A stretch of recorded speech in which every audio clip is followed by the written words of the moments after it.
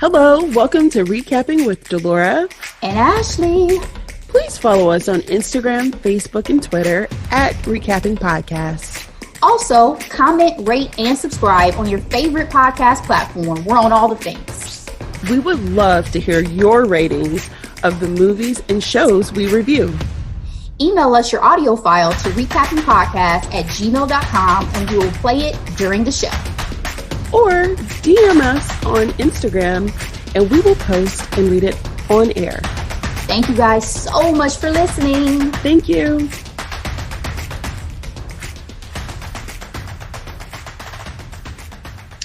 Delora, how are you, girl? Ashley, so much better. I mean, hopefully I sound better. My mom you do. Last week was like, "Ooh, you sounded bad." I'm like, "Thanks, Mom." But again, I appreciated her transparency, of course. But we are functional out here. I still probably can use a nap, but how about you?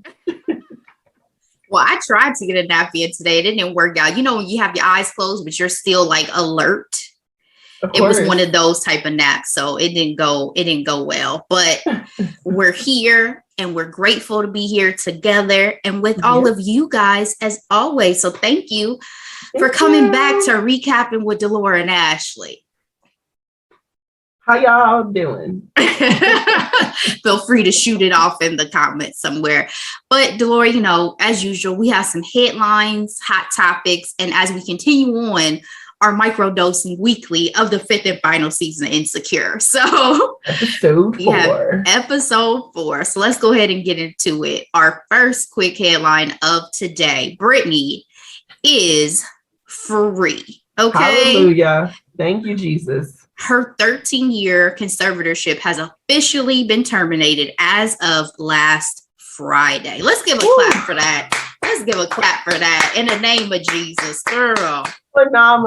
Phenomenal, because I can tell you, I remember some of the dread I was feeling throughout the weeks, talking about the hashtag Free Britney movement, and to see this be the ending, this is phenomenal. This is better than I expected. How about you? Yeah, I mean, let me talk about a little bit more of the detail for our lovely listeners so y'all fully understand. The LA Superior Court Judge Brenda Penny ruled that the arraignment should be terminated without her having to undergo additional mental evaluation. So, Delora, yes, that is huge, right?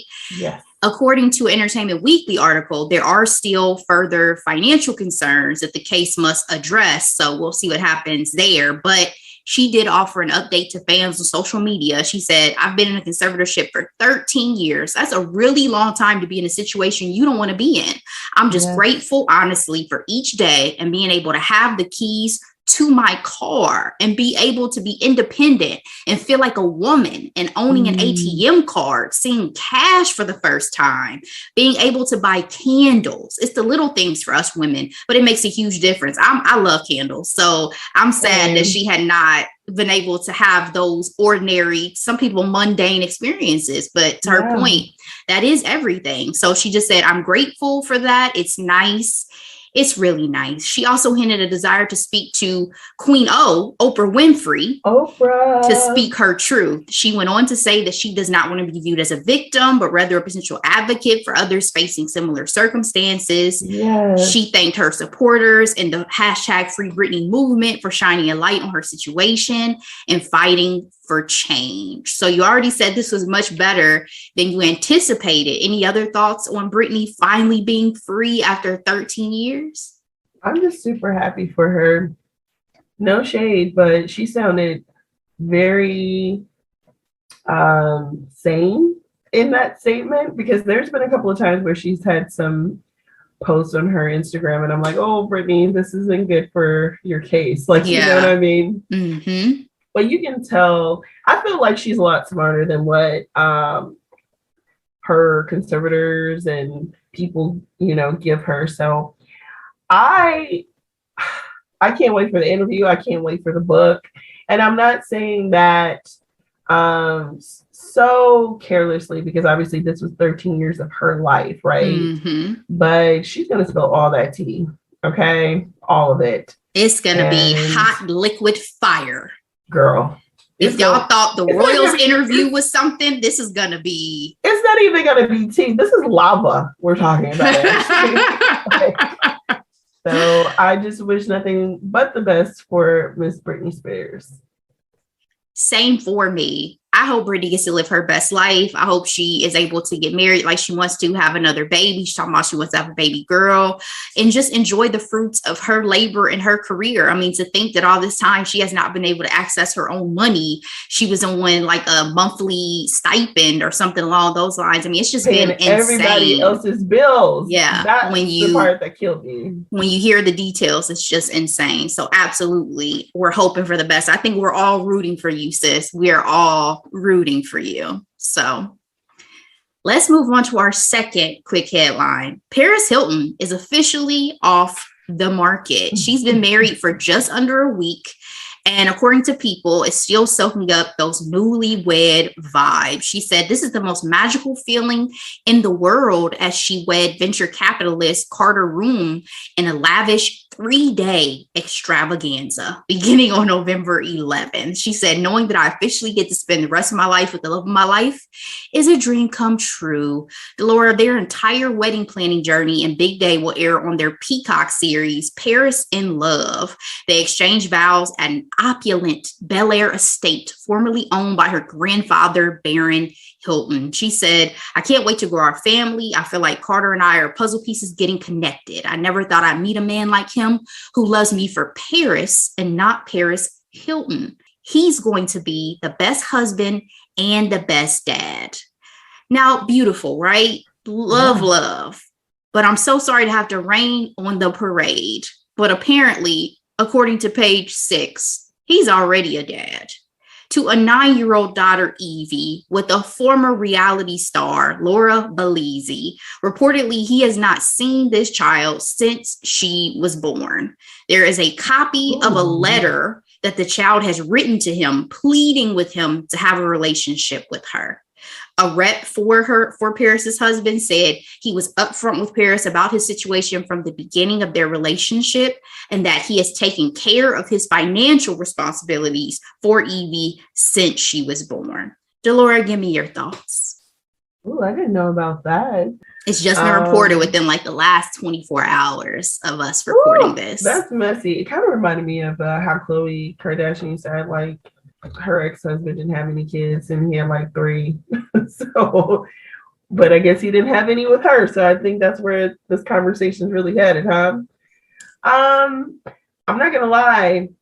I am surprised she did it. She has been engaged, I don't know how many times. So right. For her to finally do it, and you know, of course, she did it in style. Her wedding dress was phenomenal. Okay, Oscar de la Renta. I was going to say, like, her 3 or 4 changes of dresses. I'm talking about the main one or the first one for the ceremony. But, yeah, of course, Paris is going to have a 3-day event. Like, of course. Of course. I loved posting her picture on our stories because I was trying to remember some of her taglines from the early 2000s, and I found that's hot.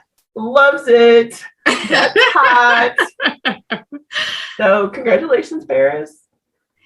Congratulations indeed. But man, this other portion really saddens me, and unfortunately, I think it speaks volumes about the character of her new husband. So God bless. God bless her union, and God bless that situation. He's a finance guy. How much faith do we have in those? I mean, if you've gone through the men that you've gone through, Paris is now 40 years old. You're gonna hope that the one that you finally land on and decide on is gonna be, you know, really the one. And I hope so. I'm just saying, you having a child that your statement, all you're saying is that you've taken care of financially, and you have a copy of a letter being circulated of that child begging to have a relationship with you. That's not a good look. And it's devastating for the kid. Yep. And clearly Paris knows about it. So all I'm saying is God bless. That's all I have. That's all I have. Let's move on. LeVar Burton has gotten a new gig. He is set to host a game show version of the classic trivia game, Trivial Pursuit, which is currently in development at Entertainment One. The hosting gig is part of a deal between Entertainment One, which is owned by Hasbro, and Burton's LeVar Burton Entertainment to develop Trivial Pursuit into a game show format. Burton will also serve as an executive producer on the series, although no network is currently attached as of now. Trivial Pursuit is the latest Hasbro game to get developed into an on-screen property, with E1's current slate including Clue, which I love, Dungeons and Dragons, Power Rangers, and Mousetrap. Thoughts on LeVar getting his coins and a new hosting opportunity? I love it. I mean, the fact that he has his fingers all up and through this project is everything. For me, it's legacy, ownership. I'm here for it.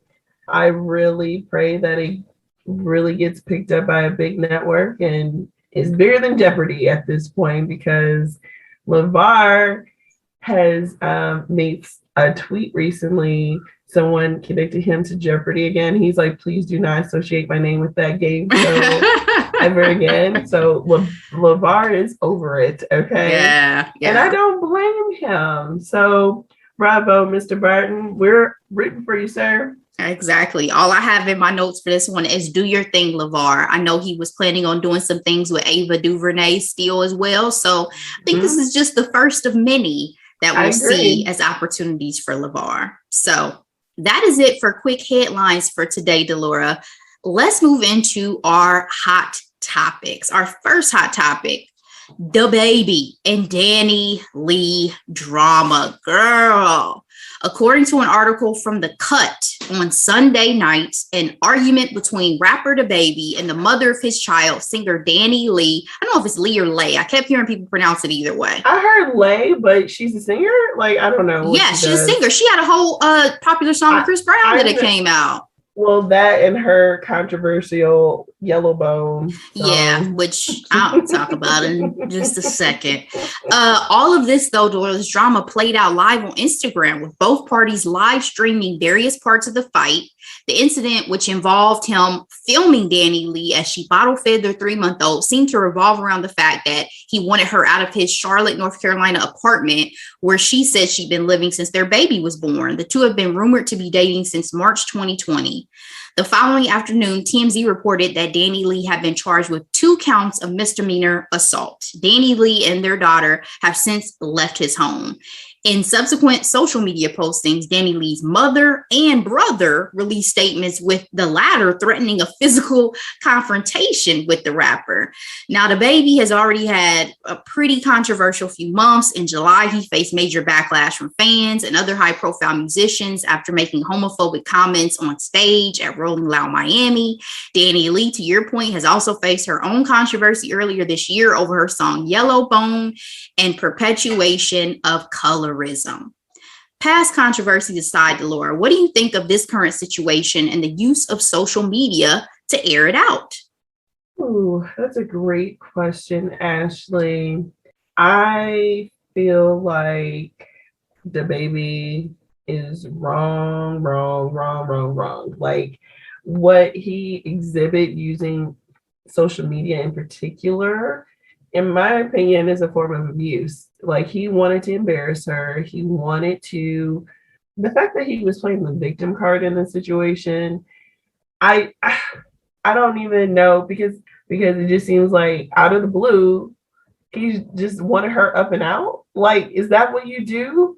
And then he was gaslighting her, telling her that she wasn't his main chick, when everybody knows they've been together for some time. It was so ugly. It's so ugly and toxic on so many levels. I can't even pick just one thing to talk about right now. You know what I mean? It's too much. It's overwhelming.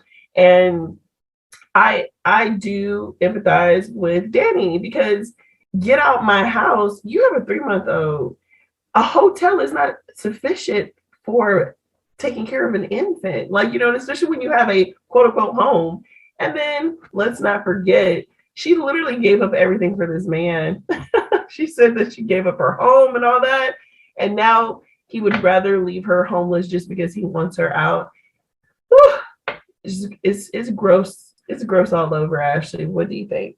This was literally the first news that was on my feed on Monday morning. I did not want to be a part of this. I looked at updates because I just felt like I needed to know the resolution, but it was so difficult to watch. To your point, yeah. I'm like, why are y'all recording this and putting it out on social media? You know, already everybody has something to say about everything. And now the Shade Room is doing updates literally all day, as if this is entertainment. These are, at the end of the day, these people's lives. And, you know, obviously, since we've been talking Insecure, I was like, this is Condola and Lawrence's situation in real life on steroids. On steroids. I was going to joke and say, like, Lawrence walked so DaBaby can remember. I didn't know which one to put first because both were very toxic situations. This one being the worst of them all. And I've heard the whole statement of, oh, well, DaBaby wanted to record it so that he could show or like have evidence in terms of some type of physical altercation or whatever, because he was claiming she was hitting him and all this stuff. But Rachel Lindsay made such a great point on Higher Learning that you could have recorded her privately and had those recordings. You didn't have to put it out on these internets. A form of abuse, Ashley. Form of abuse. A mess. It was too much. And I just hope, the way I did for baby Elijah on Insecure, I just hope for peace for their child's sake. Like, this is a baby, a 3-month-old child that is in the middle of this mess. If you don't want to be with her, that's one thing, but there's still a level of respect you should have for her. You should not be up here calling her your side piece and all this and that. Like, she just gave birth. She could be going through postpartum, all these things. You could go anywhere. My thought. He could go anywhere. He don't have to stay there. Exactly. You could have let her continue to stay in that apartment and you could have went off and went somewhere else. Exactly. Maybe feeling all that toxic energy. Girl, hoping for peace for the child's sake. And Danny, girl, don't you ever go back to this situation. I'm going to be upset with you. Egg on face if she does.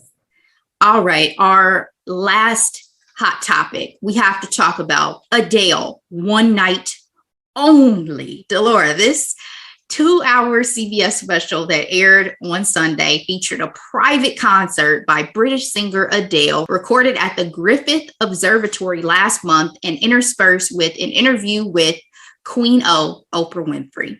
The performance opened with Hello and took place in front of a small audience of A-listers, including Leo DiCaprio, Melissa McCarthy, Ellen DeGeneres, Drake, Tyler Perry, James Corden, Gabrielle Union, Kerry Washington, Ava DuVernay, Gordon Ramsay, Dwayne Wade, and Lizzo, to name just a handful, because there were so many. So many. Give me your favorite moments or highlights from this 2-hour special.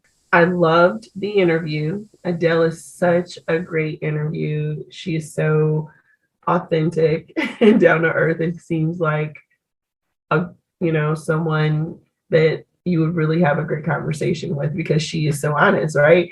I mean, she puts her entire heart and soul in her music. So having a conversation, I'm sure, is not as difficult. What did I love? I just thought everything was visually beautiful. It was beautiful to my ears, like all the senses, right? Except for like smell and taste, of course. But it's like visually beautiful. She sounded amazing. She had all the range. She sounded phenomenal. Dress. Yes. I loved her earrings. I love observatories. Like, it just gave me the feels. And it also kind of reminded me of La La Land, which is obviously a love letter to LA, right? But with the actual good singing, because that is my biggest critique of La La Land. Yes. The singing and dancing was horrid, okay, for musical standards.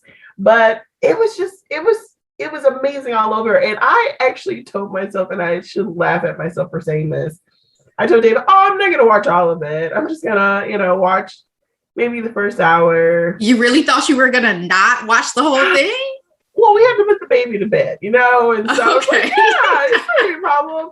And then it was like, okay, one more song. Okay, one more interview segment. Like, it was so great. It was so good. So what about you, Ashley?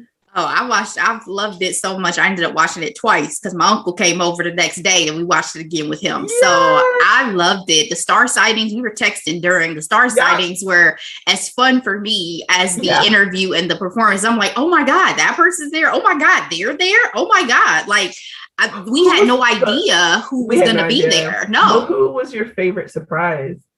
My favorite surprise of all the celebrities was probably Gabrielle Union and Dwayne Wade. And I feel like just because maybe they're one of the few celebrities that I don't know what their touch point is with Adele, if that makes sense. Like basketball girl. I mean, okay, that's right. With Rich Paul now. Yep. Never mind.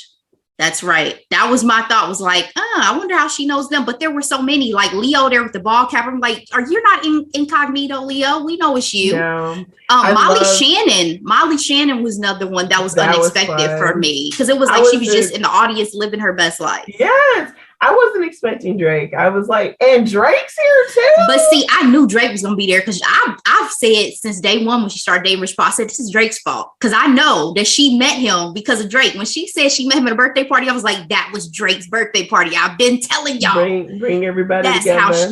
That's how she met that man. So that was probably my favorite. But I loved all the star sightings. Kerry Washington looked amazing. Yeah. Ava DuVernay. I loved all of them. And, you know, we love Kerry Washington's husband. If y'all have not listened to our recap of Sylvie's Love. If y'all have not listened to our recap of Sylvie's Love, please do so. He was amazing in that. The engagement, of course, was a highlight. Quentin had the hookup on that. I was feeling Ashley. I was like, woo, I would have passed out if this was me. And not only are you getting this amazing moment of getting engaged to somebody, as she said, they've been dating for like 7 years, but then all of a sudden you look around, Lizzo's to my right, Melissa McCarthy's to my left, and Adele pop up on stage. Handing you a tissue. Girl, I would have passed out. I would have had to pinch myself for sure. For sure. And then Someone Like You is always my favorite Adele song. And when I tell you, deep, it's so many things, because when we were young is getting to me more and more these days too. So many. Her latest single, I love to hear her perform live. I mean, it was just, again, vocally, she's always on point.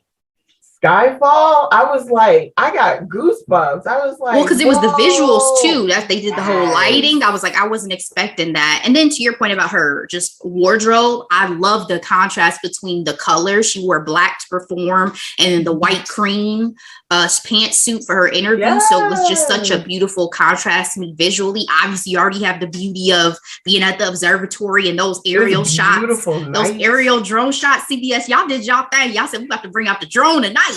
I was telling you in the text, I was like, look at all the stars, like literally and figuratively. Yes. And I was wondering how much that meant to Adele, because I'm sure everybody noticed she has that tattoo on her arm. So I was like, was this her call to do it here because it means something to her? I mean, the earrings obviously were phenomenal, but in general, does that, planets and space and all of that mean anything, have any symbolism for her? So I'm prepared to be in my feelings on Friday to listen to 30 as I roll up to see you and get our nails did. So many good things coming out on Friday. I'm so excited. We have King Richard. We have the sure do. So excited. Well, that's it for headlines and hot topics, but we have to continue our microdose of Insecure season 5, and we have to talk about episode 4 that just dropped. This was the beach bash and a focus on Nathan. So you talked about this a little bit last week and your feelings about what was going to happen in this episode, and unfortunately, you did not get what you had desired. So in this episode, it's interesting that we're revisiting a focus on Nathan, because I had just been saying, like, we have not talked about Nathan's mental health struggles since, what was that, season 4 or season 3? I think 4. Yeah, it's been a while. So, we have the beach bash, we have Issa, Molly, we have everybody kind of coming together to try to support Nathan and like his business ventures. And then they continue on with their day. Then we have kind of a try to have a discussion between Issa and Nathan about what transpired with him getting up and leaving in the middle of the night. That night that she cried into his mouth, as they kept talking about in the episode. We also have... What do my tears taste like? I bet they salty. Then we have the arc with his cousin kind of joining in, and we get a little bit more background. And then inevitably at the end, Issa said, I don't want to just be your friend. And he said, well, I don't want to be just your friend either. So Laura, I'm so sorry. I know this is not what you wanted, but after everything unfolded, how do you feel about Issa and Nathan 2.0 and overall the episode? Issa can be by herself. She doesn't need to be with anybody. She was by herself for a whole year. Girl. Nathan doesn't do it for me anymore. He doesn't. I mean, again, his flaky behavior, obviously a result of his mental health struggles. Mm-hmm. But when the cousin showed up giving the same MO, leaving in the middle of the night, I'm just like, whoo, sounds familiar. I don't agree with the cousin's tactics, though. Using his wife as a scapegoat?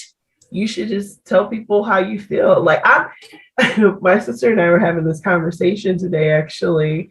I was like, I'm a straightforward person. Like, I don't have time to be guessing and second guessing myself interacting with you. Like, you know where I stand at face value.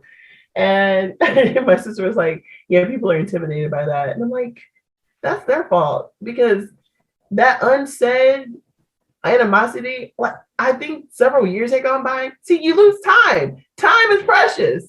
You either in or out my life. Well, you can also tell, even though he tried to be passive aggressive and not address it, it still caused a rift in their relationship regardless, because when he came around, Issa was like, you never even told me you had a cousin that lived here. Like, you're from Houston. And me being, coming to Florida, for sure, people know who I have in town, because otherwise, who else are you really around besides, exactly. So he was a new import to LA. Yeah. It is odd that I don't know that you have family here. You know what I'm saying? So because he did say he was by himself when we first met him. Exactly. So, yeah. For me, the struggle in communication between them was painful to watch. Like, when they tried to address it a couple of times. Now, I'm not saying that wasn't realistic, because to me it was, but it was like, we are grown.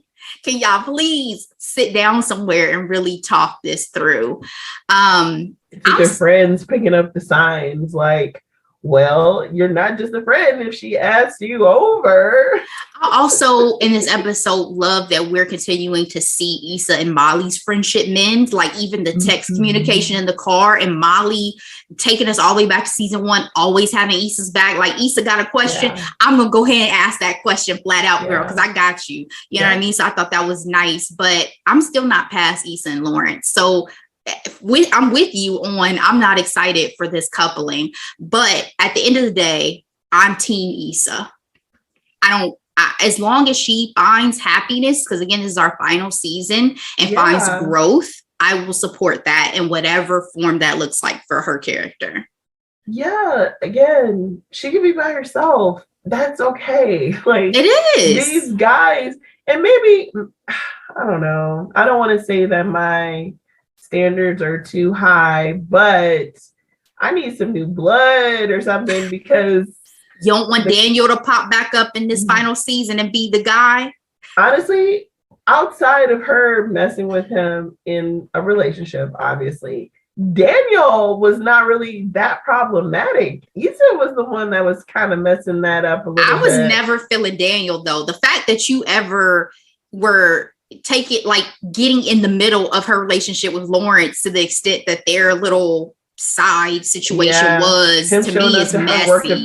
It was messy. Super messy. I'm not condoning that either, but I'm just saying, out of the pickings, Issa can be by herself, and I'll be happy for her. Well, we know it ain't going to be Crenshaw, because that was the last thing I was going to mention, was Crenshaw is coming for Issa's neck on the heels of that whole fashion situation. Do you think this is going to mess up her business? Because, this is really early in her business to be getting this type of bad PR on social media. But see, I don't get it. Like, he had a successful show. Why is he coming for her neck? I guess I don't understand where this energy is coming from. Clearly, it's still him feeling like he had to be the one to put his foot down with the whole situation with the advertiser not wanting him to do what he wanted to do and basically proving Issa wrong. I think he felt like she didn't have his back maybe in that situation. But at the end of the day, I'm hopeful that this has no impact on Issa's career, because this was one moment. This is one person's opinion, and she still helped him take his brand and take his clothing to the next level. So sit down, sir. Be humble. All right, Laura, anything else as we wrapped up episode 4? I know I kept calling it Just the Sip because I was thinking about Justin Sylvester's show, but did you watch the wind down after show? I did. I do like it when they have guests. I was wondering if we were going to get Kendrick, but no guests this week. But that's fine. I mean, we still have several episodes to look forward to, but my final thoughts are I am loving Kelly and her Super Soul Sunday situation. It is hilarious. I love Kelly. Growth, right? Absolutely. And little do y'all know, Kelly is so instrumental behind the scenes of the show Insecure. Exactly. To all of our listeners. Yeah. So put some respect on our girl Kelly's name out here. Not only is she hilarious, Natasha Rothwell, but she is banging behind the scenes as well. So she actually wrote your favorite episode, or my favorite episode of last season, the Issa and Lawrence date night. I bet she did. I bet she did. Do your thing, Natasha. The final thing I wanted to say was that I saw Kendrick posting on social media about how much this episode really meant to Black folks who struggle with mental health and who really saw themselves reflected in Nathan's character. So I just want to say again that I think one of the things that I love about Insecure is how pivotal it is in the Black community, and also how much I feel like these last couple seasons have been just so relatable, and that we're seeing so many stories that people can gravitate towards and can feel like they're being reflected in. So I think that's kudos to Issa and the writing team and Prentice and everybody who works on the show. Well said. I mean, I'm still not over last week's episode. So yeah. Well, I don't think that's the last we'll be seeing of baby Elijah and Lawrence and Condola. So stay tuned for next week, because we're excited to watch. But Delora, that's all we got for our episode today. But of course, we have a recap dropping next week. What are we recapping? Sure do. We are recapping The Harder They Fall, Netflix original, produced by Ho and others. So check it out. Guys, we are loving these hot content drops that we've been getting for the last few episodes. We hope you're enjoying it as well. Yes. And we will see you then. So take care. Bye.